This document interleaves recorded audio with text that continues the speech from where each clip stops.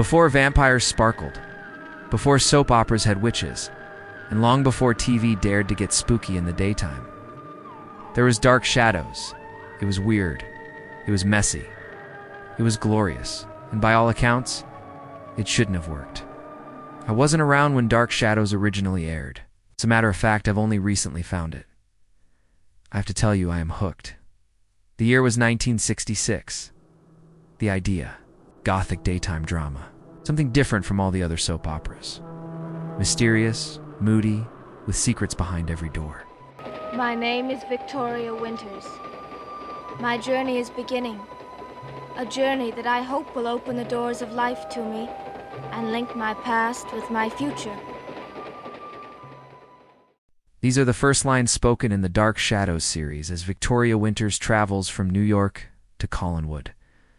Very fitting given I'm starting my own journey with this show. A house called Collinwood. A world I've never known, with people I've never met.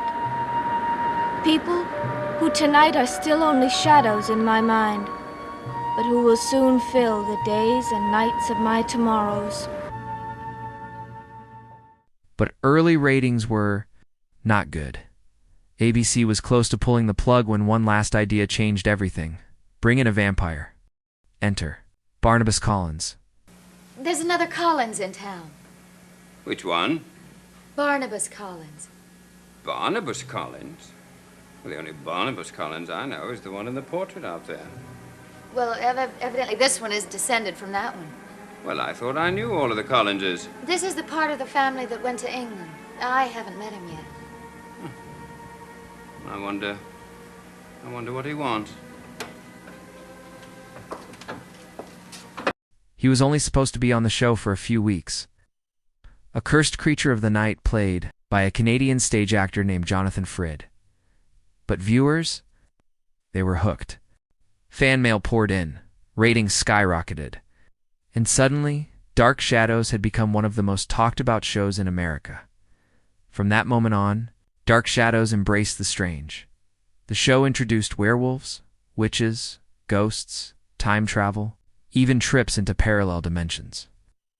It was gothic horror meets daytime drama, with fog machines, creaking doors, and organ music galore.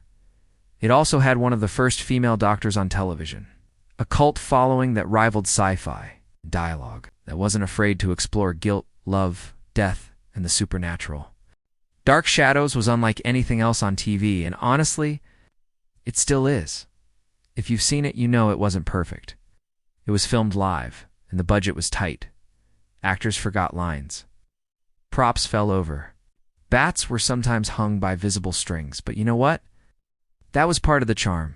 Dark Shadows wasn't polished. It was passionate. That's what got me. I'll do the hoochie-coo and ta-ra-ra. What's this? Charity! What is the meaning of this? What's it look like, love? I'm a girl trying to get along in a world that ain't always kind. It ran for 5 seasons and over 1,200 episodes, and to this day, people still talk about it not just for the vampires or the werewolves, but for how bold it was, because Dark Shadows held up a mirror to our darker fascinations. And in many ways, the world it showed us feels just as relevant now. It dared to mix genres. It created iconic characters, and it turned daytime television into something mythic.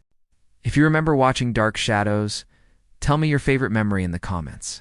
Or if you've just discovered it like I did, welcome to Collinwood. Thanks for watching. If you enjoy classic stories like this, please like and subscribe for more.